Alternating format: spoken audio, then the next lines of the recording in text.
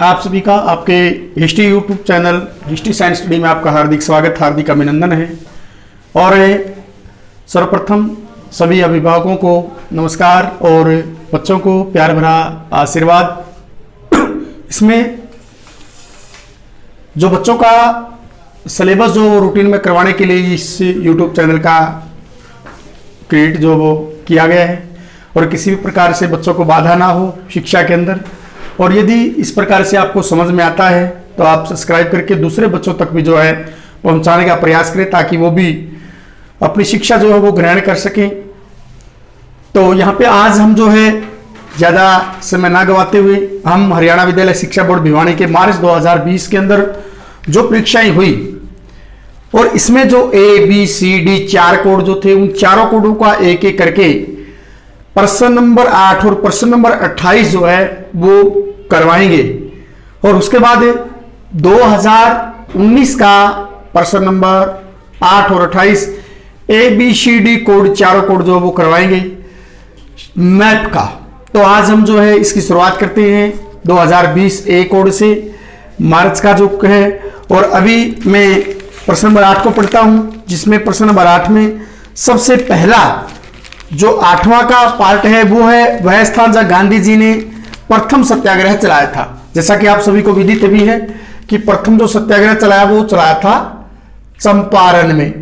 चंपारण जो है वो बिहार के अंदर स्थित है। तो यहां हम बिहार के अंदर चलेंगे, यहां लिखेंगे 1 और यहां पे लिखेंगे हम चंपारण। प्रथम सत्याग्रह जो है 1915 में जो दक्षिण अफ्रीका से भारत में आने के बाद प्रथम सत्याग्रह जो है वो चंपारण में चलाया था महात्मा गांधी जी द्वारा। दूसरा जो है इसके अंदर वह स्थान जहां 1860 में एल्गिन कपड़ा मिल जो है वो लगी थी, और वो लगी थी कानपुर के अंदर। कानपुर जो है वो उत्तर प्रदेश में स्थित एक महत्वपूर्ण शहर है। तो यहां हम लिखेंगे ये उत्तर प्रदेश है 2 नंबर, और यहां लिखेंगे हम कानपुर। उसके बाद तीसरा जो है वह स्थान जहां 1918 में सूती कपड़ा कारखाना मजदूरों ने आंदोलन किया था, और वो किया था अहमदाबाद के अंदर।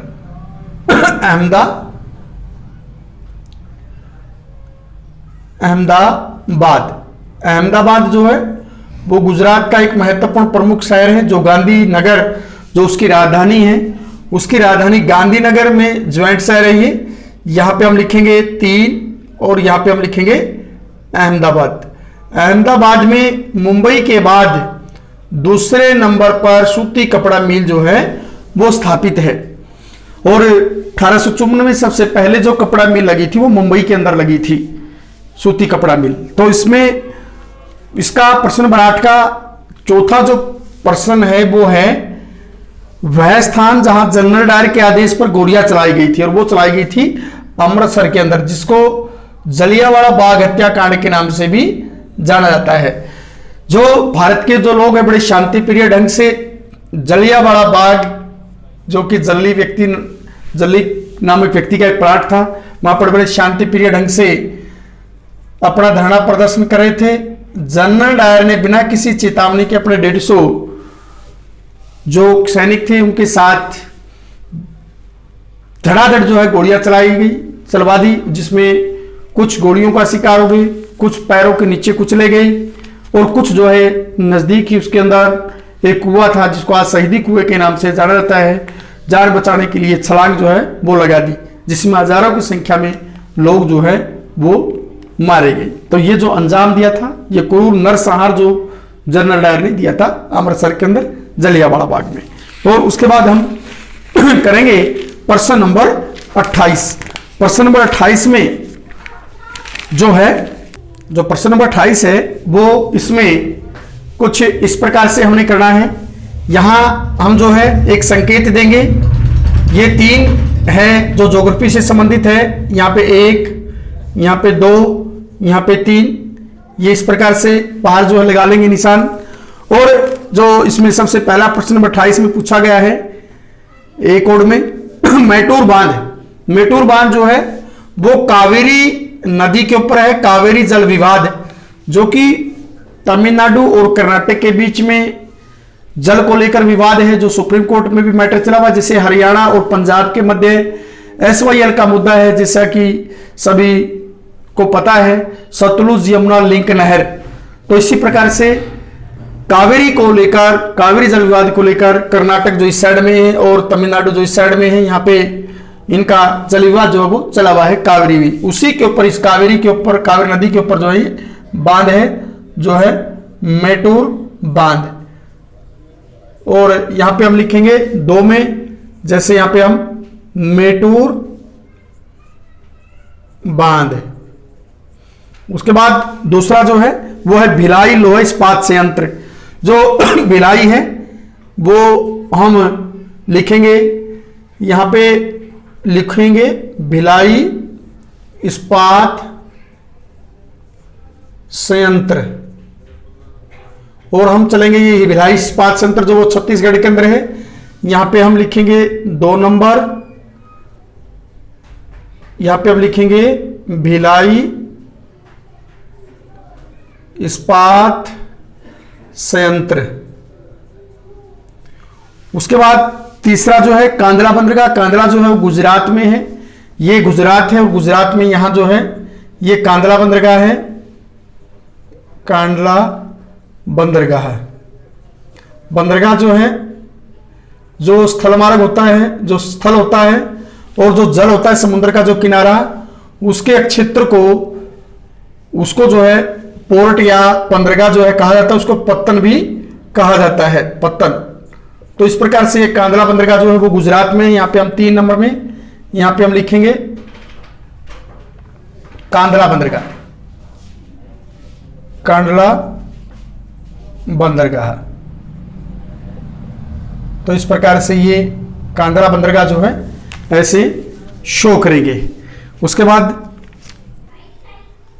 अभी जो है ये कोड नंबर बी का मार्च 2020, इसमें जो है प्रश्न नंबर 8 के बारे में अभी चर्चा करेंगे, पढ़ाएंगे। तो इसमें प्रश्न नंबर 8 में पहला प्रश्न है बी कोड में, वह स्थान में उस स्थान का नाम लिखिए जहां भारत का पहला लोहा इस्पात संयंत्र स्थापित हुआ था।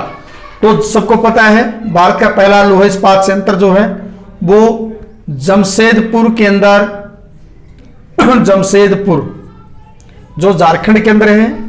तो यहां 1 नंबर यहां पे हम लिखेंगे जमशेदपुर। तो ये झारखंड के अंदर स्थित है, ऐसे लिखेंगे। और अगर कोई संकेत देना चाहे तो यहां हम बाहर लिख के इसको संकेत भी दे सकते हैं। तो उसके बाद दूसरा, वह स्थान जहां जलियांवाला बाग हत्याकांड हुआ। तो ये जलियांवाला बाग जो हत्याकांड हुआ, जैसा कि पहले ए कोड में भी आया हुआ था, अमृतसर। तो ये अमृतसर जो यहां है, अमृतसर, जिसमें जनरल डायर ने भारतीय निहत्थे लोगों के ऊपर जो बड़े शांतिप्रिय ढंग से रोड टैक्स कानून का विरोध कर रहे थे, तो 13 अप्रैल 1919 को जनरल डायर ने इस नरसंहार को जो है अंजाम दिया, जिसमें काफी लोग जो है वो पैरों के नीचे कुचले गए, कुछ गोलियों का शिकार हो गए और समीप एक कुआं था वहां पे छलांग लगा दी। तो बड़ा क्रूर नरसंहार है। तो ये अमृतसर के अंदर था, यहां पे हम लिखेंगे अमृतसर। और उसके बाद तीसरा, वह स्थान जहां दिसंबर 1920 में कांग्रेस का अधिवेशन हुआ। कांग्रेस का अधिवेशन जो है 1920 में 2 बार हुआ था, एक सितंबर 1920 में जो कलकत्ता के अंदर हुआ था और एक दिसंबर 1920 में जो नागपुर के अंदर हुआ था। तो इसमें जो पूछा गया है वो दिसंबर 1920 में जो कांग्रेस का अधिवेशन हुआ उसके बारे में पूछा गया था। तो यहां हम लिखेंगे नागपुर। और नागपुर जो है ये महाराष्ट्र राज्य में स्थित है, जो कि प्रमुख नगर है। तो महाराष्ट्र की जो राजधानी वो मुंबई है और यहाँ पे नागपुर जो पूछा गया, ये नागपुर हम जो है यहाँ पे लिख देंगे, जहाँ पे दिसंबर 1920 में कांग्रेस का अधिवेशन हुआ। और यहाँ पे हम लिखेंगे 3 नंबर। उसके बाद वह स्थान जहां 1854 में कपड़ा मिल स्थापित हुई। भारत में पहली कपड़ा मिल जो स्थापित हुई थी 1854 में स्थापित हुई थी और वो हुई थी मुंबई के अंदर। और मुंबई भी भारत की जो वाणिज्यिक राजधानी है, सपनों का शहर है, जिसको सपनों की नगरी भी कहा जाता है। भारत की जो फिल्में बनती है तो वो भी मुंबई के अंदर बनती है। तो काफी प्रमुख जो है यहाँ पे बंदरगाह भी है। तो यहाँ पे मुंबई सबसे पहले 1854 में कपड़ा मिल लगी, तो हम यहाँ पे लिखेंगे मुंबई।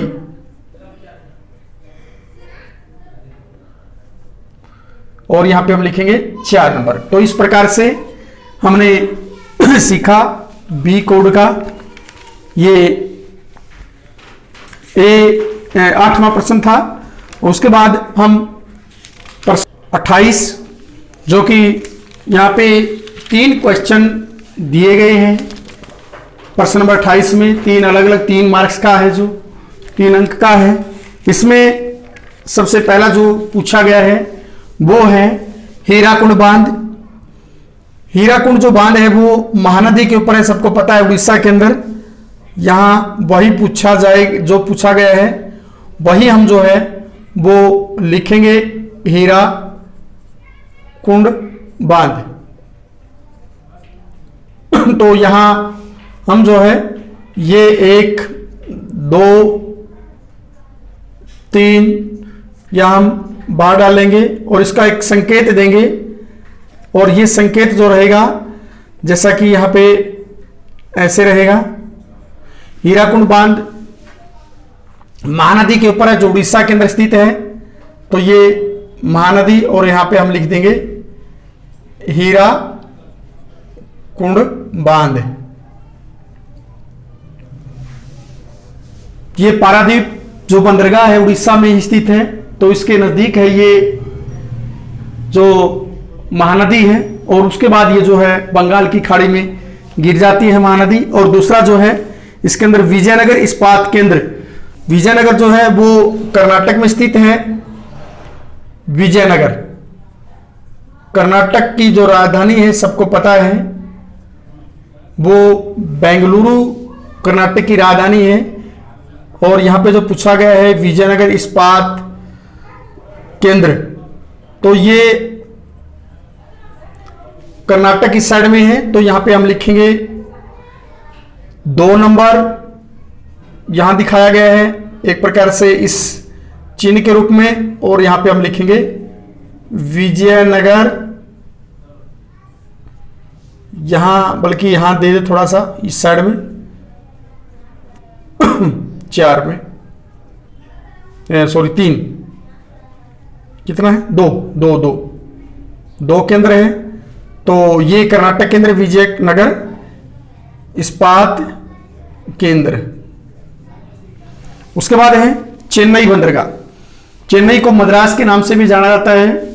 तो ये चेन्नई जो है वो इस साइड में तमिलनाडु की राजधानी है, प्रमुख बंदरगाह भी है। यहां पे हम लिखेंगे चेन्नई बंदरगाह। भारत की प्रमुख बंदरगाहों में से एक है चेन्नई बंदरगाह। तो ये तमिलनाडु की राजधानी है चेन्नई। यहां पे हम लिखेंगे चेन्नई बंदरगाह। तो इस प्रकार से हम देखते हैं कि बड़े ही आसान प्रश्न जो है ये है, भरना बहुत ही आसान है। और अब हम करेंगे कोड नंबर सी जो है 2020 का। तो हिस्ट्री के पार्ट में सबसे पहला जो दिया है क्वेश्चन नंबर 8, और क्वेश्चन नंबर 8 में पहला पूछा गया वह स्थान जहां 1916 में गांधी जी ने सत्याग्रह आंदोलन चलाया था। तो ये पहले भी आ चुका है। तो गांधी जी ने जो प्रथम सत्याग्रह आंदोलन चलाया था वो चला था चंपारण में, और चंपारण जो वो बिहार में स्थित है। यहां पे हम लिखेंगे 1, ये बिहार है चंपारण। दूसरा जो इसके अंदर है वो है वह बंदरगाह जो 18वीं सदी में हाशिए पर पहुंच गया था। तो जो 18वीं सदी में जो हाशिए पर पहुंच गया था, अर्थात जो पतन होना शुरू हो गया था, क्योंकि जब भारत में अंग्रेज आए, अंग्रेजों ने जो मुगलकालीन महत्वपूर्ण बंदरगाह सूरत थी उसका महत्व जो है उस समय घट गया।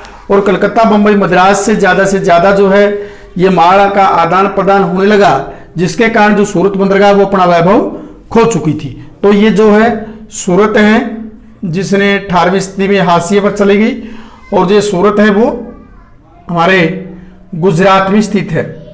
2 लिखेंगे, सूरत ये गुजरात में स्थित है। तीसरा जो है वह स्थान जहां पूर्ण स्वराज्य की मांग की गई थी दिसंबर 1929 में, जो कांग्रेस अधिवेशन हुआ वहां पे पूर्ण स्वराज्य की मांग की गई थी, जो लाहौर में हुई थी, और इसके जो अध्यक्ष थे वो थे पंडित जवाहरलाल नेहरू। तो ये जो आजकल लाहौर है वो सबको पता है पाकिस्तान में चला गया है लाहौर, जो पूर्ण स्वराज्य की मांग की गई थी। तो यहां पे हम लिखेंगे लाहौर। एक प्रमुख जो है ये अक्षेत्र था। उसके बाद 4 वह स्थान जहां असहयोग आंदोलन ने हिंसक रूप ले लिया था, चोरा चोरी जो उत्तर प्रदेश के अंदर है, जैसा कि असहयोग आंदोलन जो महात्मा गांधी जी ने 1920 के अंदर चलाया, और जब महात्मा गांधी जी ने ये असहयोग आंदोलन चलाया था तो बड़े शांति प्रिय ढंग से लोगों से अपील की गई थी कि इसको चलाना है, किसी भी प्रकार से अंग्रेजों का सहयोग नहीं करना है। लेकिन अंग्रेजों ने उसको जो है अब हिंसात्मक रूप जो है वो देना शुरू कर दिया था, जिससे महात्मा गांधी जी को जो अच्छा नहीं लगा और इस असहयोग आंदोलन को वापस ले लिया। और जो हिंसक रूप जो असहयोग आंदोलन लिया था वो लिया था चोरा चोरी जो है वो यूपी के अंदर है, उत्तर प्रदेश के अंदर है चोरी। ये स्थान का नाम है चोरी। तो यहां पे हम लिखेंगे चोरी। गोरखपुर जिले के अंदर है ये, यूपी के अंदर। तो ये प्रश्न नंबर 8 का सी। अब प्रश्न नंबर 28 का जो है सी पार्ट से हम करेंगे, जो कि 2020 का है मार्च में। इसमें सबसे पहला जो पूछा गया है वो पूछा गया है सरदार सरोवर बांध। जो सरदार सरोवर बांध है सबको पता है वो नर्मदा नदी पर स्थित है।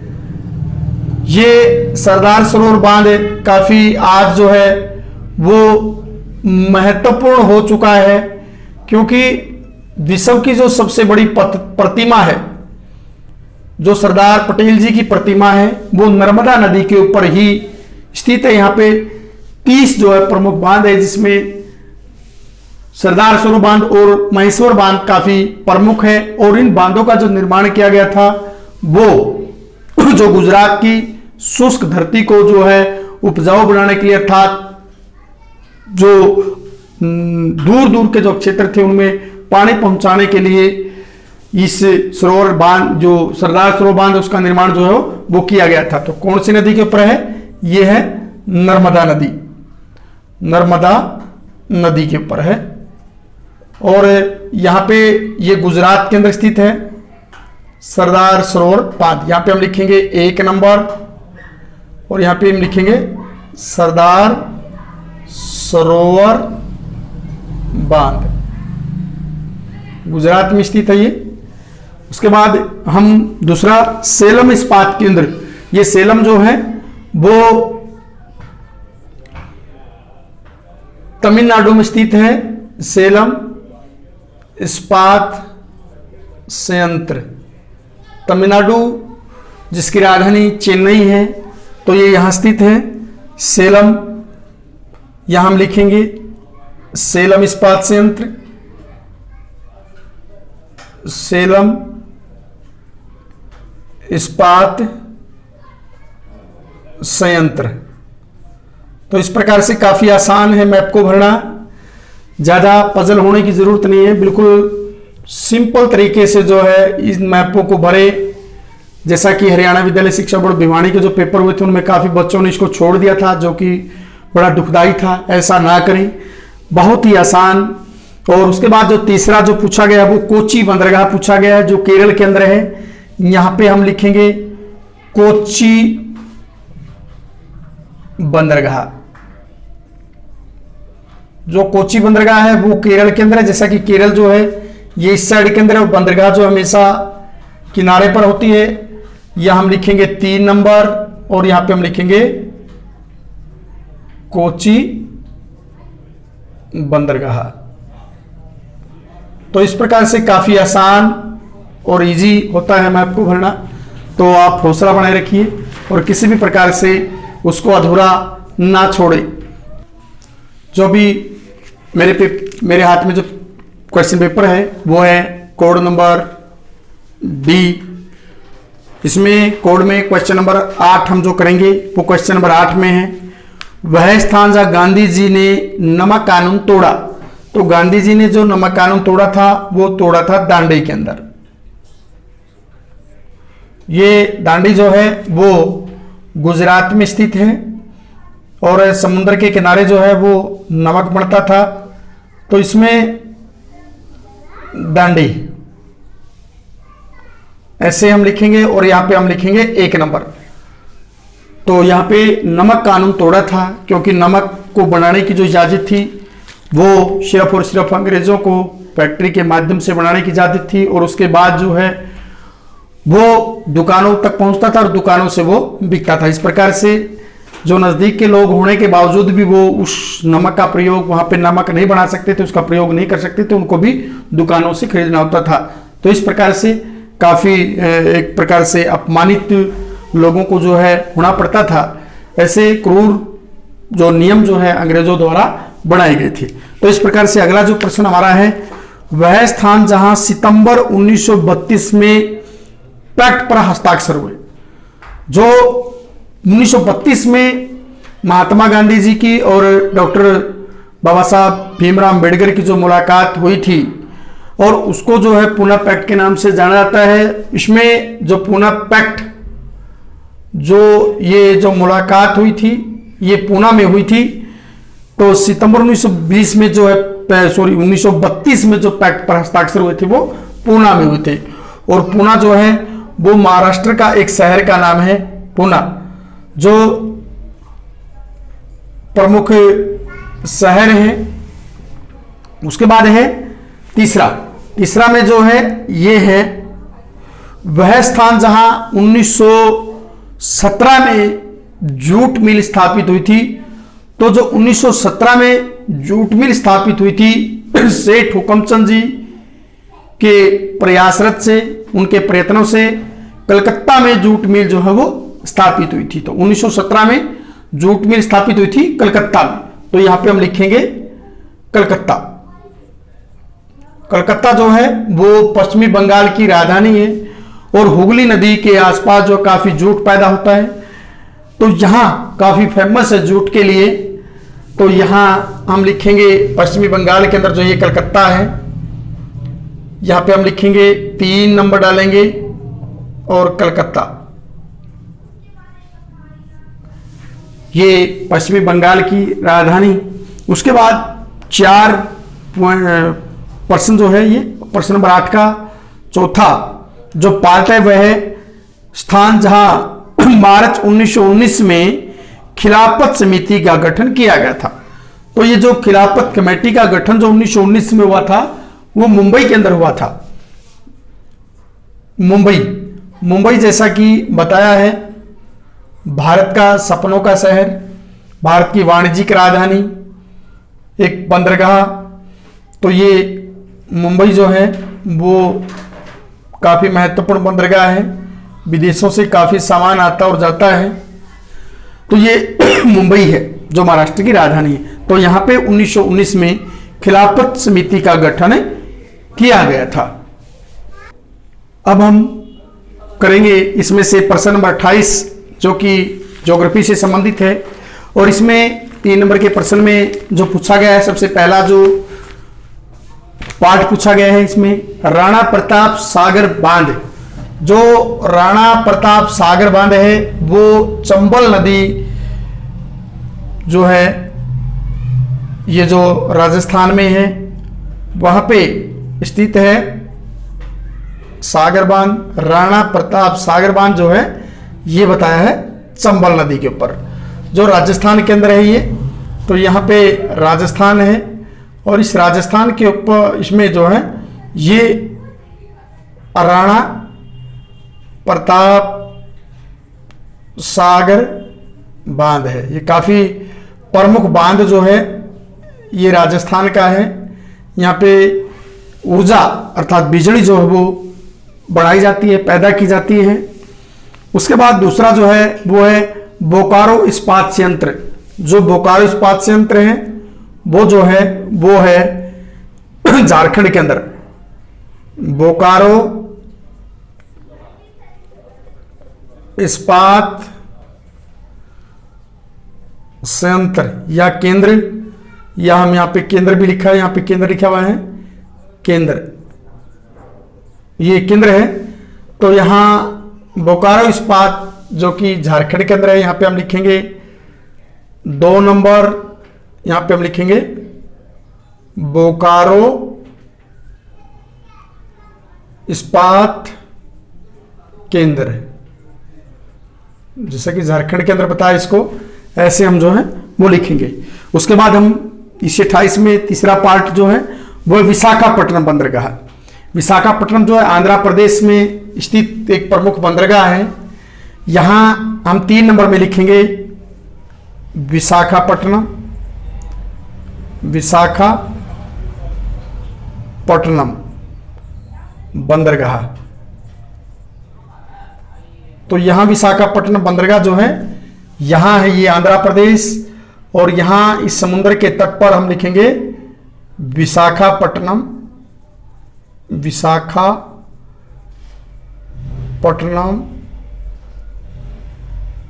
बंदरगाह। तो इस प्रकार से ये विशाखापट्टनम बंदरगाह जो आंध्र प्रदेश में हमने भर दी है। हमने यहाँ पे प्रश्न नंबर 8 और 28 जिसमें मार्च 2020 के जो मैप थे वो हमने किए। आशा है कि आपको समझ में आए होंगे। यदि आपको अच्छी प्रकार से ये समझ में आता है तो दूसरों को भी जो है इसके लिए प्रेरित कीजिए, ताकि बच्चे भी, दूसरे बच्चे भी जो है उससे ज्ञान प्राप्त कर सकें, शिक्षा का लाभ उठा सकें। और हमारा जो अपना उद्देश्य है वो शिक्षा को आगे बढ़ाना है। वो किसी भी प्रकार से प्रसिद्धि या किसी भी प्रकार से किसी प्रकार का लाभ वंश जो इसका जो है क्रिएट नहीं किया गया, बल्कि आपको ज़्यादा से ज़्यादा बच्चों को जो है शिक्षा के प्रति लाभ पहुंचाने के लिए इसका जो है क्रिएट का मकसद रहा है हमारा। धन्यवाद। जय हिंद।